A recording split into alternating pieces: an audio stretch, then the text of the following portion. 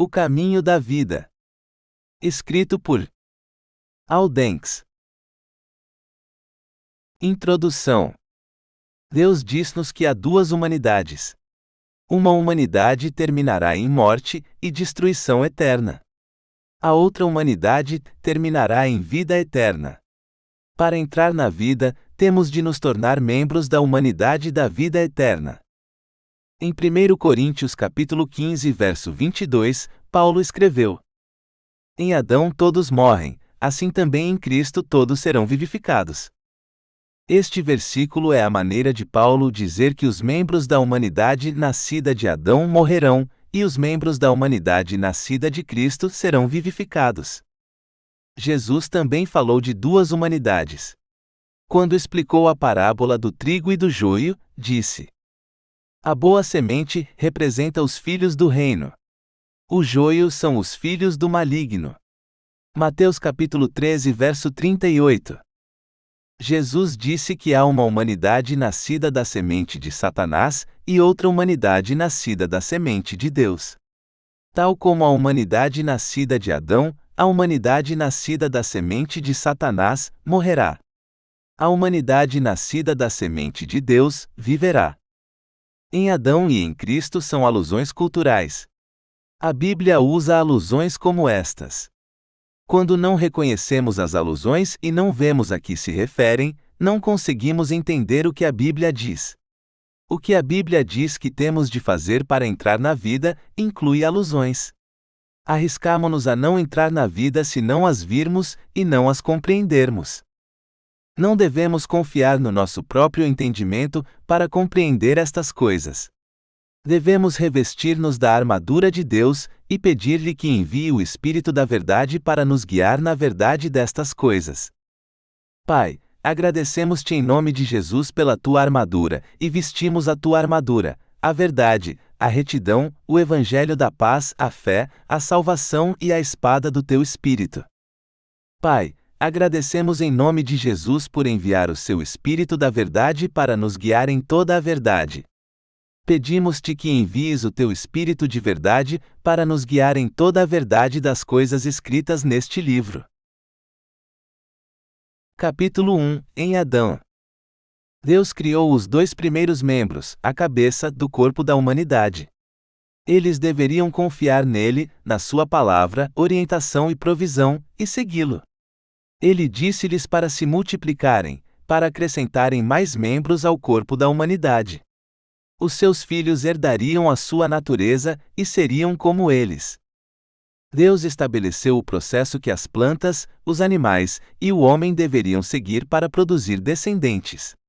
Eles deveriam produzir sementes que cresceriam e se tornariam outros com a sua natureza. E Deus disse: brote na terra vegetação, plantas que deem semente, e árvores frutíferas que deem fruto em que esteja a sua semente, cada uma segundo a sua espécie. Gênesis capítulo 1, verso 11. Quando Deus criou o homem, fê-lo à semelhança de Deus. Deus criou-os homem e mulher, abençoou-os e deu-lhes o nome de homem, hebraico Adão.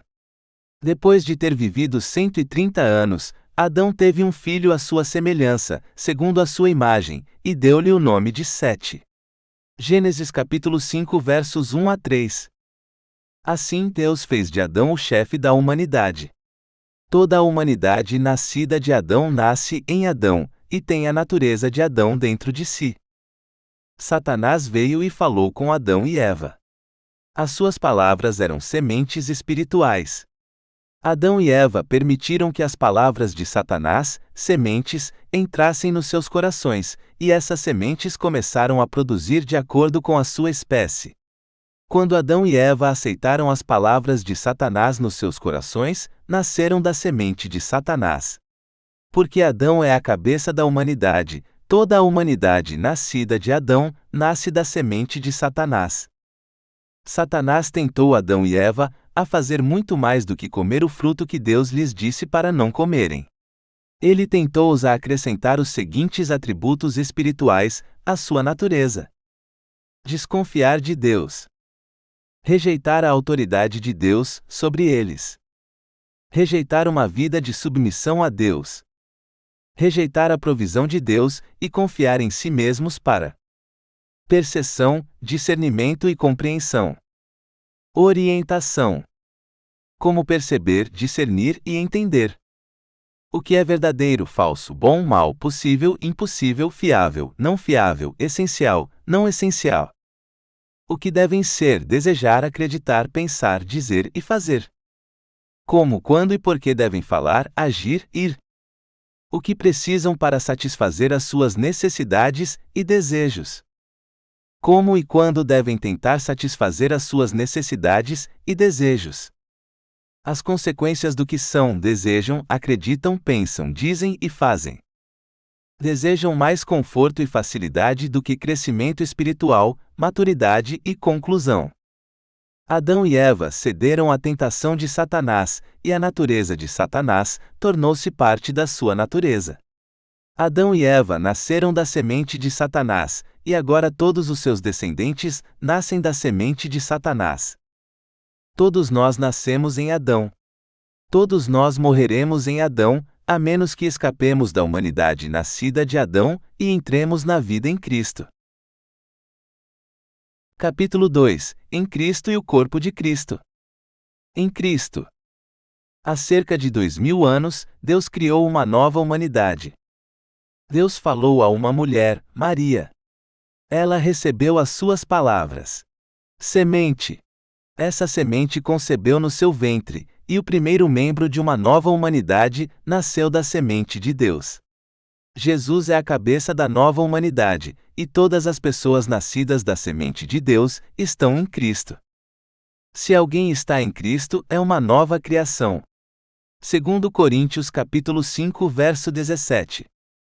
Vós vos revestistes da nova humanidade, antrópon, aquela que Deus criou segundo a sua semelhança em retidão e santidade da verdade. Efésios capítulo 4, verso 24, e Colossenses capítulo 3, verso 10. Em 1 Coríntios capítulo 15, verso 22, Paulo usou a palavra Adão para se referir ao corpo da humanidade do qual Adão é a cabeça. Da mesma forma, Paulo usou a palavra Cristo para se referir ao corpo da humanidade do qual Cristo é a cabeça. Por um homem, Adão veio a morte, e por um homem, Cristo, veio a ressurreição dos mortos. Em Adão todos morrem, assim também em Cristo todos serão vivificados. 1 Coríntios capítulo 15, versos 21 e 22. O corpo de Cristo. O corpo de Cristo é outra alusão que Paulo usa para se referir ao corpo da humanidade, de quem Cristo é a cabeça. Um corpo de pessoas é um grupo de pessoas que estão juntas ou que estão ligadas de alguma forma. Corpo é a palavra grega soma, que é usada para um número de pessoas intimamente unidas numa sociedade ou família, por assim dizer. Sêneca disse: o Estado é o corpo do imperador, que é a alma ou a cabeça do Estado. O termo corpo é usado para enfatizar a unidade e a interdependência dos indivíduos num grupo. Porque assim como num corpo temos muitos membros, e nem todos os membros têm a mesma função, assim também nós, embora muitos, somos um só corpo em Cristo e individualmente membros uns dos outros. Romanos capítulo 12, versos 4 e 5. Falando a verdade em amor, devemos crescer em todos os sentidos naquele que é a cabeça, em Cristo, do qual todo o corpo, unido e sustentado por todas as articulações com que está provido, quando cada parte funciona corretamente, faz crescer o corpo para que se edifique a si mesmo em amor. Efésios capítulo 4, versos 15 e 16. Em 1 Coríntios capítulo 12, versos 12 a 20, 27 e 28, Paulo escreveu sobre o corpo de Cristo e enfatizou a unidade do povo em Cristo. Porque assim como o corpo é um e tem muitos membros, e todos os membros do corpo, embora muitos, são um só corpo, assim é com Cristo. Porque todos nós fomos baptizados num só Espírito, num só corpo, quer judeus, quer gregos, quer escravos, quer livres, e todos bebemos de um só Espírito. Paulo então comparou o corpo de Cristo a um corpo físico, para enfatizar a interdependência e a contribuição necessária de cada pessoa no corpo de Cristo. Porque o corpo não é formado por um só membro, mas por muitos. Se o pé dissesse, porque não sou mão, não pertenço ao corpo, isso não o tornaria menos parte do corpo. E se a orelha dissesse, porque não sou um olho, não pertenço ao corpo, isso não a tornaria menos parte do corpo. Se todo o corpo fosse um olho, onde estaria o sentido da audição? Se todo o corpo fosse um ouvido, onde estaria o olfato? Mas Deus dispôs os membros do corpo, cada um deles como quis. Se todos fossem um só membro, onde estaria o corpo? Como há muitas partes, mas um só corpo. Paulo completou a sua instrução sobre a unidade e a interdependência dos indivíduos que constituem o corpo de pessoas, de que Cristo é a cabeça. Terminou mostrando que assim como um corpo físico tinha membros funcionais como pés, olhos e ouvidos, as pessoas que são o corpo de Cristo tinham apóstolos, profetas e mestres. Agora vós sois o corpo de Cristo e individualmente membros dele. E Deus designou na igreja primeiro apóstolos, segundo profetas, terceiro mestres, depois milagres, depois dons de curar, ajudar, administrar e vários tipos de línguas. 1 Coríntios capítulo 12 versos 12 a 20, 27 e 28. Capítulo 3 – A natureza da humanidade. Nós somos parte da humanidade, nascida da semente de Adão. Infelizmente, a humanidade nascida da semente de Adão também faz parte de nós. Deus ordenou aos seres vivos que produzissem sementes que gerassem descendentes com a natureza do ser vivo. E Deus disse: brote na terra vegetação, plantas que deem semente, e árvores de fruto que deem fruto em que esteja a sua semente, cada uma segundo a sua espécie. Gênesis capítulo 1 verso 11. Quando Adão e Eva cederam à tentação de Satanás, a natureza de Satanás tornou-se parte da sua natureza. De acordo com a ordem de Deus sobre as sementes, a natureza corrompida de Adão passou para toda a humanidade, nascida de Adão. Pelo pecado de Adão, a lei da semente tornou toda a humanidade pecadora, e todos ficaram sujeitos à morte. A natureza de Adão torna-se parte de nós, não temos voto na matéria e não podemos evitá-lo. Deus pretendia que o seu mandamento perpetuasse a vida através das sementes, mas a natureza corrompida atuou através do mandamento para perpetuar o pecado, a morte e a escravidão. A morte veio para todos os homens, não como um castigo por algo que eles fizeram, mas porque eles nasceram com a natureza corrompida de Adão, que produz o pecado e a morte. Como resultado da ordem de Deus em relação às sementes, a natureza corrupta da humanidade é uma parte inquebrável da humanidade. Paulo percebeu essa conexão e usou humanidade para se referir à humanidade e sua natureza. Ele fez isso quando abordou a natureza corrupta da humanidade em Efésios e Colossenses. Quanto ao modo de vida anterior, deveis despojar-vos da velha humanidade, antropon, que os seus desejos enganosos corrompem. Efésios capítulo 4 verso 22. Não mintais uns aos outros, pois já vos despistes da velha humanidade, antropon, com as suas ações.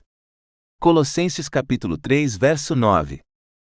Antropon é usado para significar homem, humanidade ou humanidade. Paulo usou velha humanidade para se referir à humanidade nascida de Adão e sua natureza. Paulo usou nova humanidade para se referir à humanidade nascida do Espírito e sua natureza. Sabemos que o nosso velho homem, a natureza da velha humanidade em nós, foi crucificado com ele, para que o domínio do pecado, através da natureza da velha humanidade em nós, sobre o corpo da velha humanidade, fosse abolido, a fim de não sermos mais escravos do pecado. Romanos capítulo 6 verso 6. Vós vos revestistes da nova humanidade, antropon, aquela que Deus criou segundo a semelhança de Deus, em retidão e santidade da verdade. Efésios capítulo 4 verso 24 e Colossenses capítulo 3 verso 10. Capítulo 4 – Carne e Espírito. Carne é outra palavra que Paulo usa para se referir à velha humanidade e sua natureza.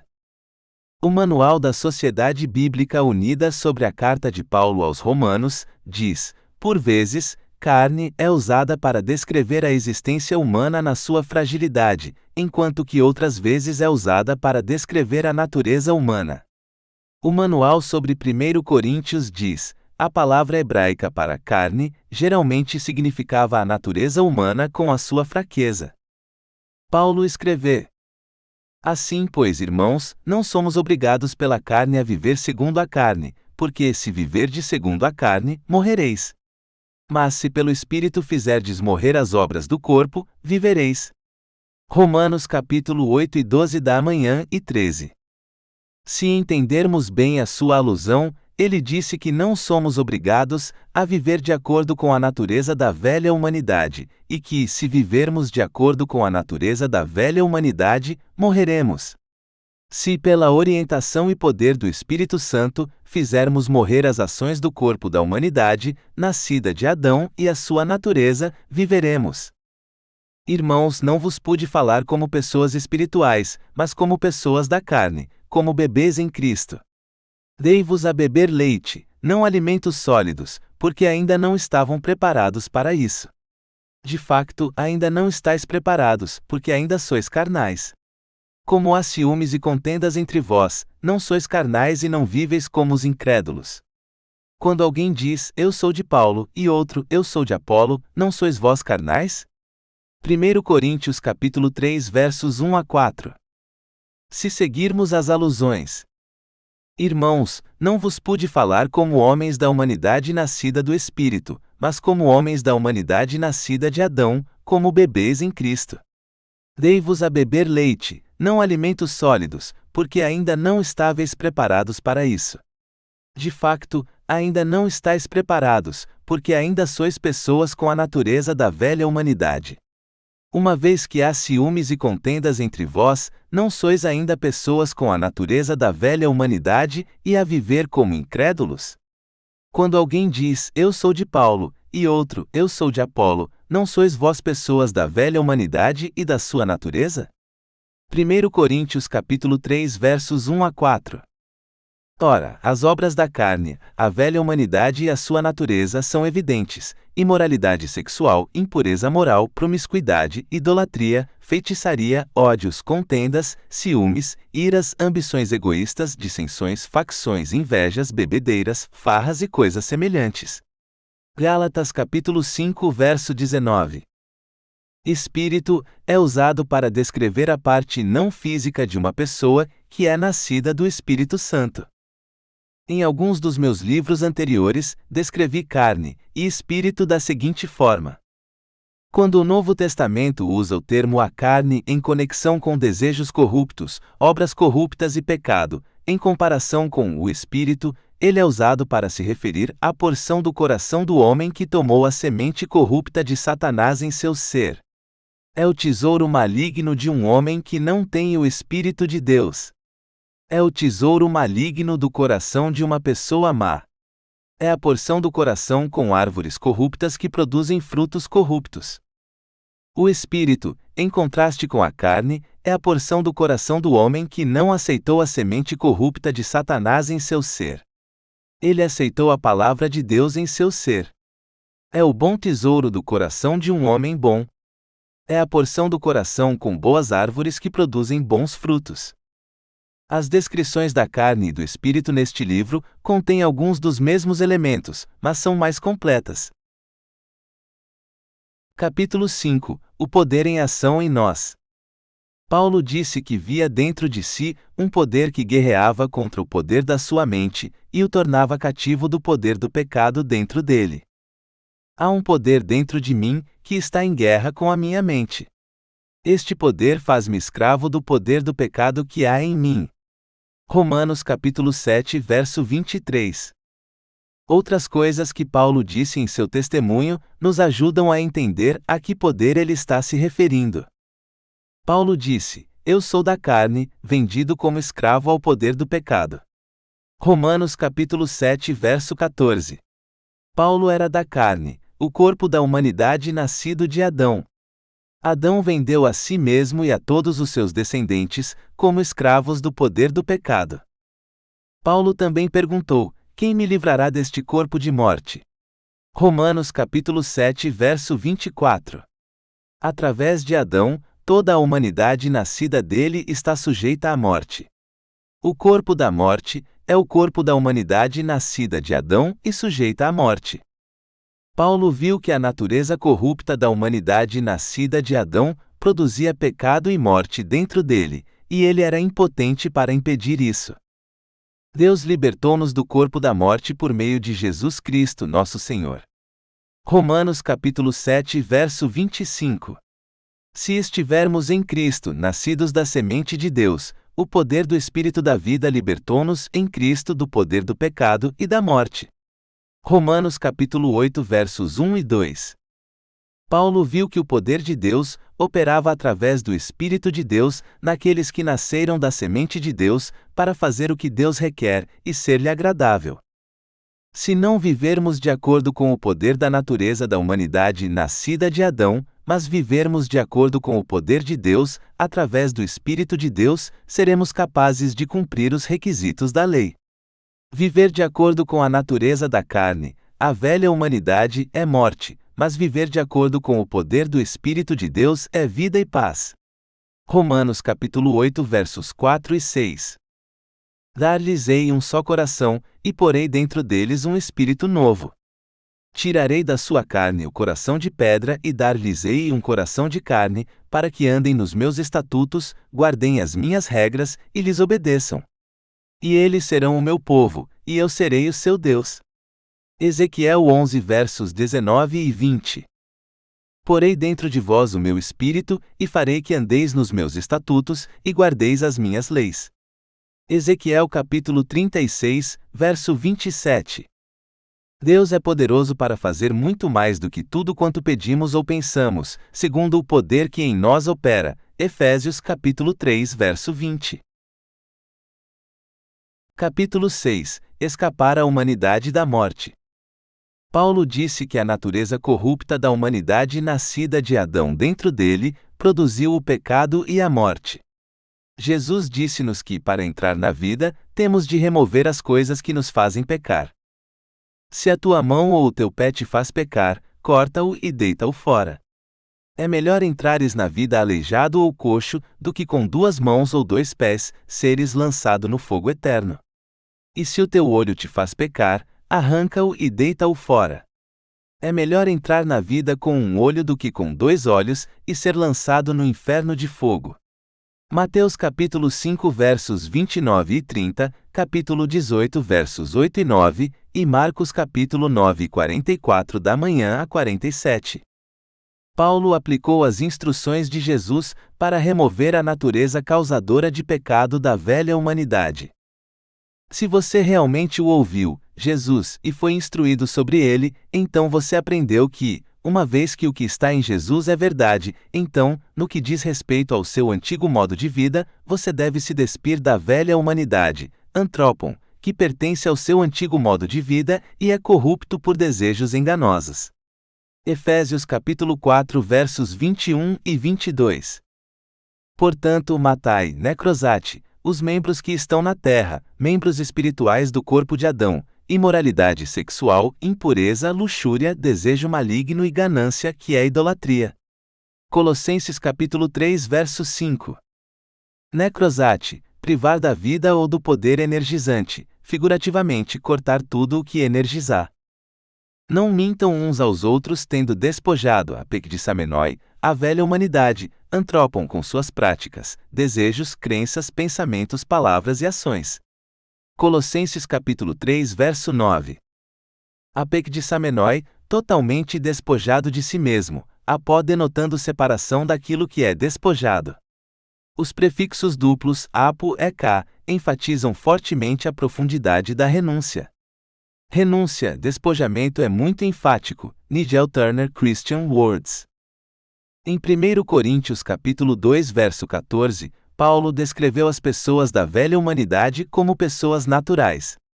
A palavra grega que ele usou para natural é psychikos, e significa uma pessoa governada pela natureza sensual, com sua sujeição ao apetite e paixão, uma pessoa em harmonia com desejos e afeições corruptos. A pessoa natural não aceita as coisas do Espírito de Deus, pois elas são loucura para ela, e ela não é capaz de entendê-las, porque elas são discernidas espiritualmente.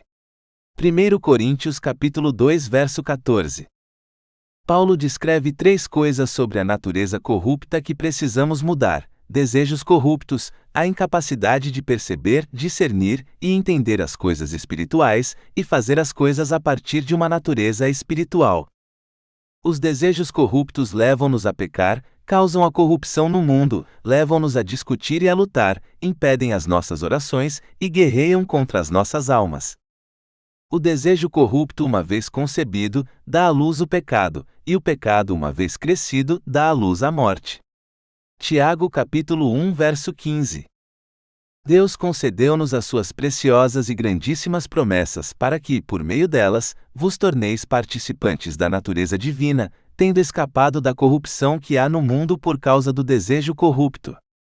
2 Pedro capítulo 1 verso 4. O que é que provoca discussões e brigas entre vós? Não são os desejos corruptos que estão em guerra dentro de vós? Desejais e não tendes, por isso assassinais. Cobiçais e não podeis obter, por isso brigais e discutis. Não tendes o que desejais porque não pedis. Pedis e não recebeis, porque pedis com motivos errados, para o gastardes nos vossos desejos corruptos. Tiago capítulo 4 versos 1 e 3. Amados, exorto-vos como estrangeiros e exilados, a que vos abstenhais dos desejos da carne, natureza da velha humanidade, que combatem contra a vossa alma. 1 Pedro capítulo 2 verso 11. Paulo disse que devemos renunciar completamente e nos afastar dos desejos corruptos que fazem parte da velha humanidade. Os desejos corruptos corromperam a natureza da humanidade nascida de Adão. Agora é da nossa natureza desconfiar de Deus, rejeitar a autoridade de Deus sobre nós, rejeitar uma vida de submissão a Deus, rejeitar a provisão de Deus e confiar em nós mesmos para percepção, discernimento e compreensão, orientação, desejar conforto e facilidade mais do que crescimento espiritual, maturidade e conclusão. Como resultado, somos incapazes de perceber, discernir ou entender as coisas espirituais e físicas como precisamos. Qualquer desejo que mude nossa natureza dessa maneira é corrupto. Se examinarmos os desejos corruptos, veremos que todos eles têm um elemento comum: o que eu quero. O que eu quero ter. O que eu quero fazer. O que quero consumir. O que eu quero ser. O que eu quero que os outros pensem que eu sou. Quero viver a minha vida para me agradar, para dirigir e ordenar os meus passos para satisfazer os meus desejos. Quero viver a minha vida de acordo com o meu próprio entendimento.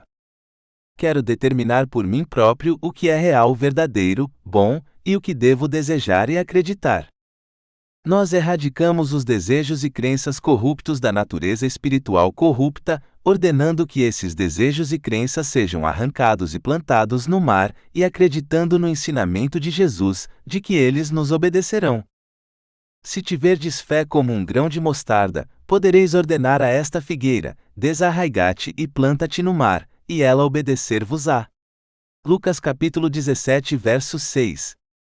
Desejos e crenças corruptos, em nome do Senhor Jesus, eu ordeno que sejam arrancados e plantados no mar.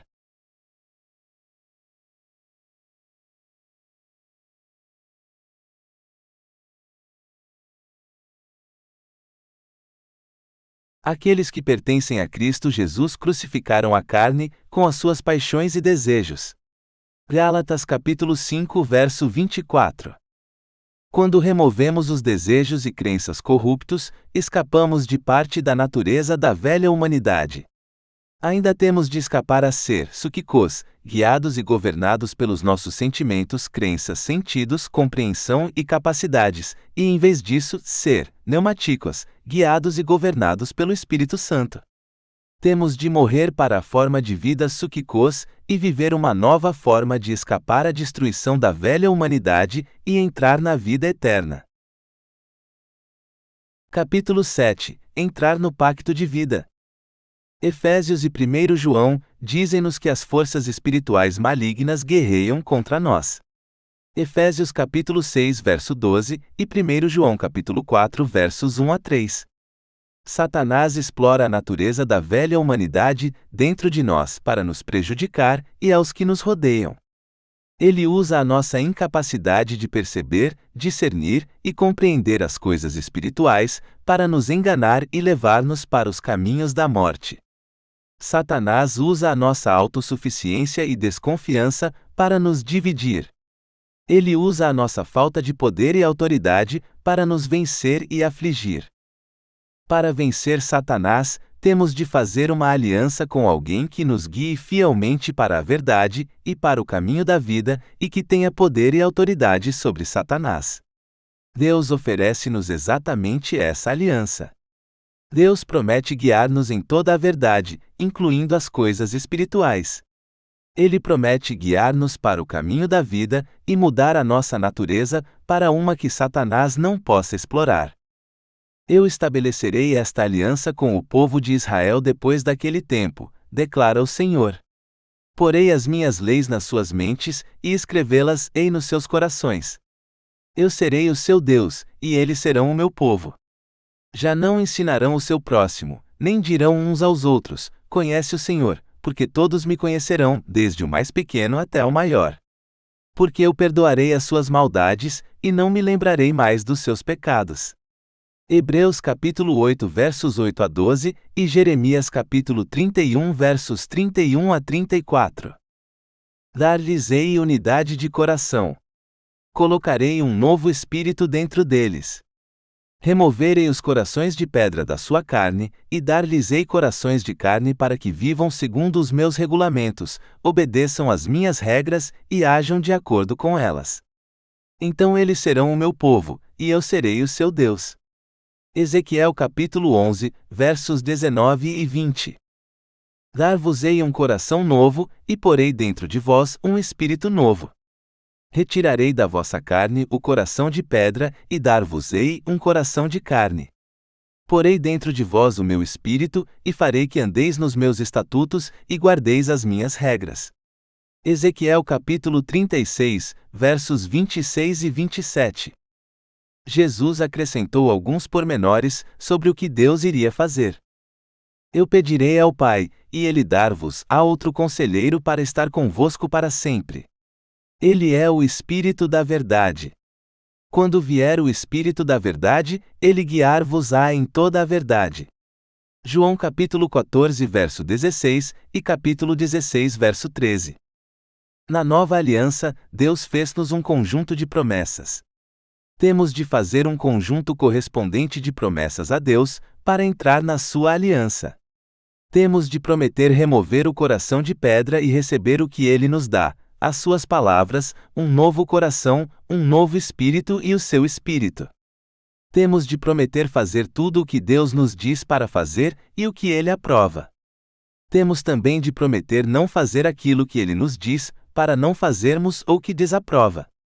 Em última análise, fazemos todas estas promessas se prometermos ser guiados e governados pelo Espírito Santo em tudo o que somos, desejamos, acreditamos, pensamos, dizemos e fazemos.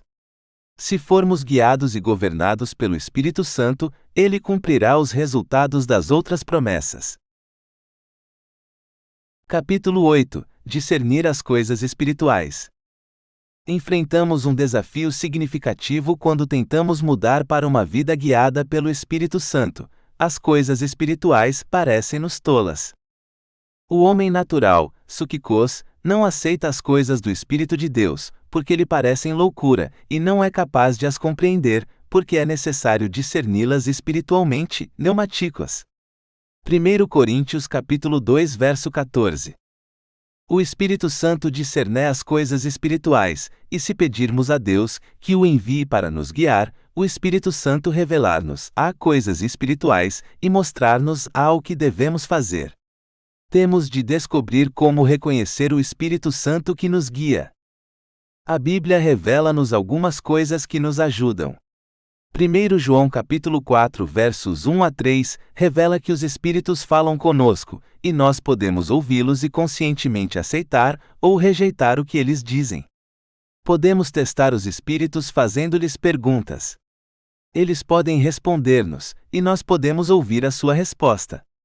Ouvir os Espíritos pode ocorrer como um diálogo externo, que ouvimos com os nossos ouvidos, mas a maioria acontece como um diálogo interno, que ouvimos nos nossos pensamentos.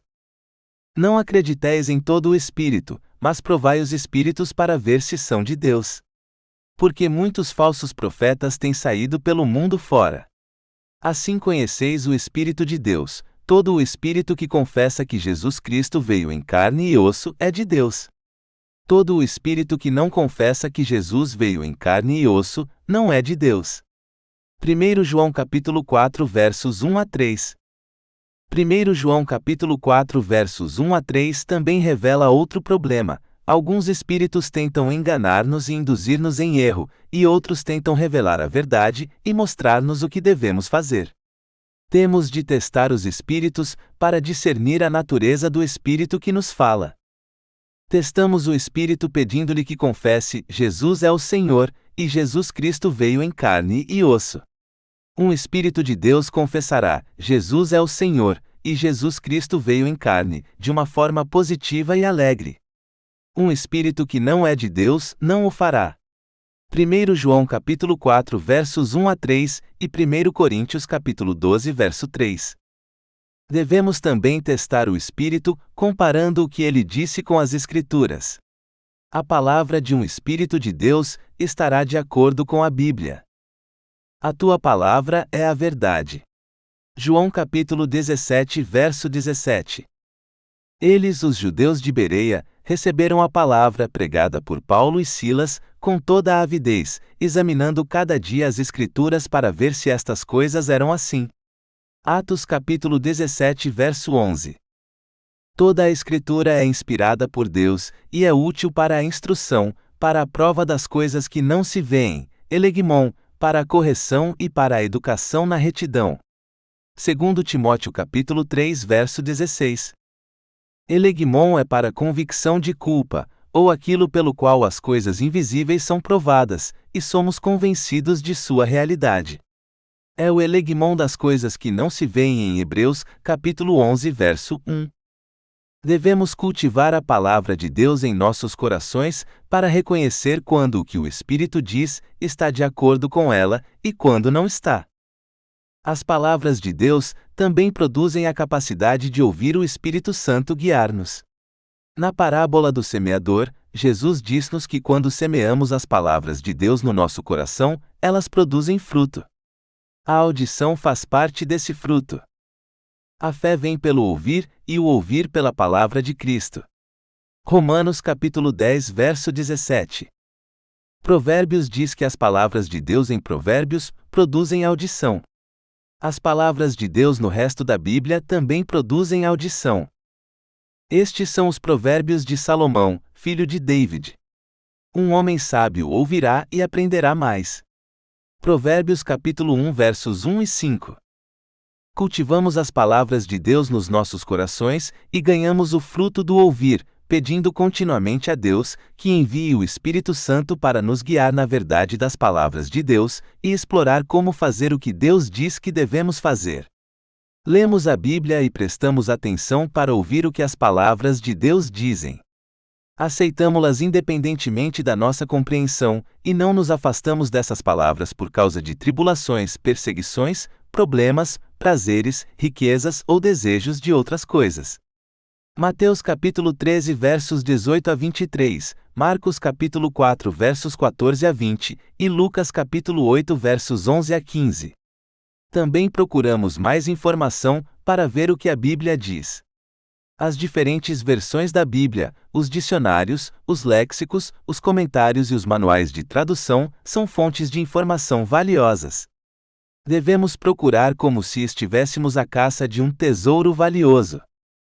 Se aceitares as minhas palavras e esconderes dentro de ti os meus mandamentos, se inclinares o teu ouvido para a sabedoria e dirigires o teu coração para o entendimento, se clamares pelo discernimento e elevares a tua voz para a compreensão, se a procurares, como a prata e a pesquisares como um tesouro escondido, então discernirás o temor do Senhor e descobrirás o conhecimento de Deus.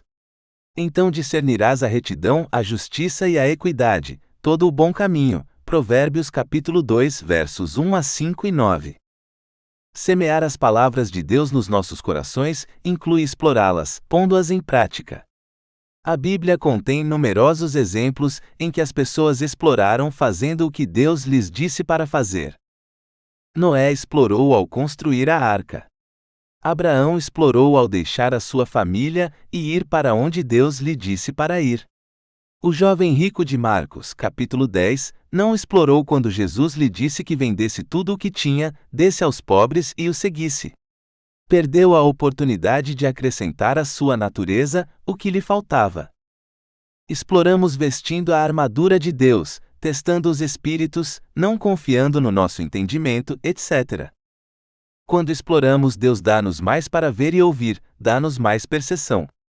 Mateus capítulo 13 versos 10 a 12 e 16, Marcos capítulo 4 versos 10 a 12, 21 a 25 e Lucas capítulo 8 versos 9, 10 e 16 a 18. Também podemos explorar, procurando na Bíblia os mandamentos a que devemos obedecer. Os mandamentos de Deus são como portas ou portões. Se os encontrarmos e explorarmos fazendo o que Deus manda, crescemos no discernimento das coisas espirituais, acrescentamos os atributos espirituais de Deus ao nosso ser e mudamos para uma vida governada e guiada pelo Espírito Santo. Capítulo 9 – Produzir fruto espiritual. Deus chama-nos a sermos participantes da sua natureza, santa, e a produzirmos frutos segundo a sua natureza. De acordo com a lei da semente, uma coisa tem a natureza da semente que a produziu, e produzirá sementes que têm a sua natureza. Se quisermos mudar a natureza de uma coisa, temos de mudar a natureza da semente que a produziu. Se continuarmos a semear a mesma semente, continuaremos a colher o fruto da sua natureza. Produziremos frutos espirituais, de acordo com a natureza da semente que produziu a nossa natureza. A palavra de Deus é uma semente pura, reta, santa, boa, incorruptível e viva com vida eterna. Se cultivarmos a palavra de Deus em nossos corações, ela produzirá em nós de acordo com sua natureza, e nós produziremos frutos de acordo com sua natureza. Devemos semear o suficiente da palavra de Deus para superar os esforços de Satanás para torná-la infrutífera, ou ela não mudará nossa natureza e não produzirá frutos através de nós. Quanto mais superarmos os esforços de Satanás, mais nossa natureza será transformada e mais frutos produziremos. Temos também de nos afastar e rejeitar as preocupações deste mundo, os desejos de prazer e outras coisas, e a confiança noutras coisas que Satanás usa para tornar infrutíferas as palavras de Deus. Jesus disse que se fizermos estas coisas, as palavras de Deus produzirão fruto em nós. Como as palavras de Deus são sementes e seguem a lei da semente, o fruto que elas produzem tem a sua natureza. Nós participamos da natureza de Deus e produzimos frutos espirituais através dos frutos que as suas palavras produzem nos nossos corações. A semente que caiu no caminho representa aqueles que ouvem a mensagem sobre o reino e não a compreendem. Quando isso acontece, o maligno vem e arranca a semente que o semeador plantou nos seus corações. A semente no solo rochoso representa aqueles que ouvem a mensagem e, com alegria, a recebem imediatamente. Como não têm raízes profundas, não duram muito tempo. Caem logo que têm problemas ou sofrem perseguições por acreditarem na palavra. A semente que caiu entre os espinhos representa aqueles que ouvem a palavra, mas as preocupações e os prazeres desta vida, os desejos de outras coisas e a confiança nas riquezas, entram e sufocam a palavra de modo que ela não produz fruto. A semente que caiu em boa terra representa aqueles que ouvem e entendem a palavra e perseveram, para produzir uma colheita de 30, 60 ou até 100 vezes mais do que foi plantado. Mateus capítulo 13 versos 19 a 23, Marcos capítulo 4 versos 14 a 20 e Lucas capítulo 8 versos 22 a 25. Ao semearmos as palavras de Deus, devemos também seguir o seu Espírito. O Espírito Santo nos guia para nos podar e refinar para que as palavras de Deus produzam mais frutos. João capítulo 15 verso 2. Ele afasta de nós as ervas daninhas da velha natureza, para que a palavra de Deus possa acrescentar os atributos espirituais da natureza de Deus em nós.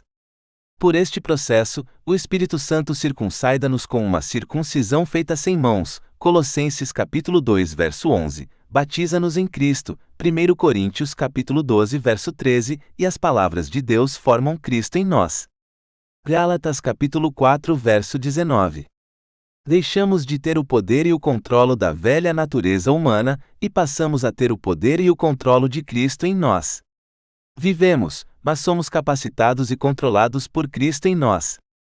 Gálatas capítulo 2 verso 20.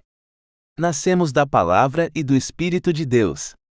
Deixamos de produzir os frutos corruptos da natureza da velha humanidade e passamos a produzir frutos de acordo com os atributos espirituais da palavra e do Espírito.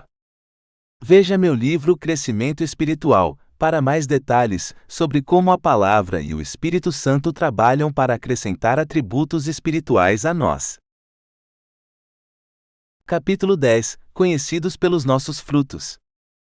A partir da lei da semente, conhecemos a natureza de uma coisa quando vemos a natureza do fruto que ela produz.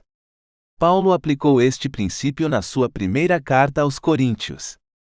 Visto que há entre vós ciúmes e contendas, não sois porventura homens da velha humanidade, carnal, e não víveis como incrédulos? 1 Coríntios capítulo 3 verso 3. Paulo disse que a contenda e o ciúme eram evidências de pessoas guiadas e governadas pelos seus sentimentos, crenças, sentidos, compreensão e capacidades. A Bíblia apresenta ainda mais evidências. A característica fundamental das pessoas da velha humanidade é confiar nos seus sentimentos, crenças, sentidos, entendimento e capacidades para as guiar e governar, em vez de confiar em Deus. A crença de que estas coisas são suficientemente boas e que não precisamos da ajuda de Deus é orgulho. A confiança na nossa posse e na obtenção destas e de outras coisas, para nos capacitar a guiar e governar as nossas vidas, é a confiança na riqueza. Pensamos na confiança na riqueza como a dependência de recursos materiais, mas é mais do que isso. Inclui a confiança na posse e no ganho de compreensão, capacidades, experiência, reputação, acreditação, influência, poder e autoridade. A confiança na riqueza leva à ganância pelo ganho e ao medo da perda. Dá origem à maioria das obras da velha humanidade: contendas, inveja, ciúme, rivalidades, divisões, idolatria e feitiçaria, o uso do poder obtido através da assistência ou controlo de drogas ou espíritos malignos. Outra característica da velha humanidade é procurar ganhar experiência, discernimento e compreensão através dos seus sentidos físicos, o que contribui para a indulgência excessiva no prazer sensual, embriaguez, excesso de indulgência e imoralidade sexual. As pessoas da velha humanidade são limitadas na sua capacidade de discernir as coisas espirituais e físicas. Elas usam seus sentimentos e desejos para determinar o que é bom e o que não é. Se sentem bem numa situação, consideram-na boa. Consideram-na má se se sentirem mal com ela. Se acham que uma situação vai funcionar para satisfazer os seus desejos, veem-na como boa, e veem-na como má, se ela dificultar ou impedir a satisfação dos seus desejos. A velha humanidade usa os seus sentidos físicos para discernir da mesma forma. Veem como boas as coisas que parecem, soam, sabem, cheiram e sentem bem, e como más as que não o são. Finalmente, a velha humanidade faz as coisas de maneira física em vez de espiritual. Eles usam poder e autoridade físicos, em vez de poder e autoridade espirituais. Eles lutam contra outras pessoas, em vez de lutar contra forças espirituais. As pessoas nascidas de Deus, a nova humanidade, dependem ativamente de Deus para tudo o que diz respeito à vida. Eles confiam em Deus para guiá-los, governá-los e capacitá-los, em vez de confiar em seus sentimentos, crenças, sentidos, compreensão e habilidades. A crença de que estas coisas não são suficientemente boas e que precisamos da ajuda de Deus é humildade. A nova humanidade confia em Deus para guiar e governar por causa da sua bondade, fidelidade, retidão, incorruptibilidade, amor, sabedoria, conhecimento, entendimento, capacidades, poder e autoridade.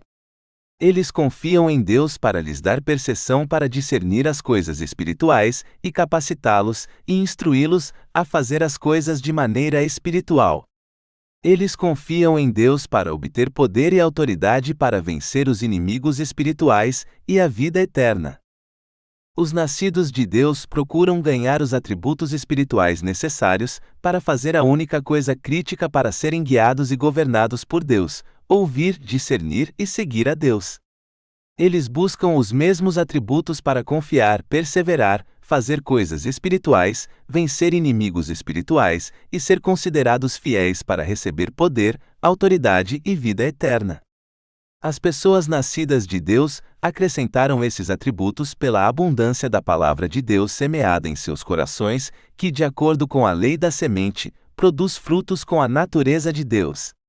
Eles levam o fruto da palavra de Deus à maturidade, perseverando ativamente, buscando e seguindo as instruções de Deus em vez de outras coisas. Capítulo 11 – Poder, riqueza e vida essenciais. A palavra do Novo Testamento para riqueza é mamonas. É um termo para o tesouro em que as pessoas confiam. As pessoas da velha humanidade confiam nos seus sentimentos, crenças, sentidos, compreensão e capacidades para as guiar e governar. Essas coisas são a sua riqueza. As pessoas da nova humanidade confiam em Deus para guiá-las e governá-las, e na palavra e no Espírito de Deus para produzir os atributos espirituais necessários para ouvir, discernir e seguir a Deus. Deus enviando o Espírito Santo para nos guiar, a palavra de Deus produzindo os atributos espirituais da natureza de Deus em nós, e o Espírito Santo levando esses atributos à maturidade, é a riqueza essencial.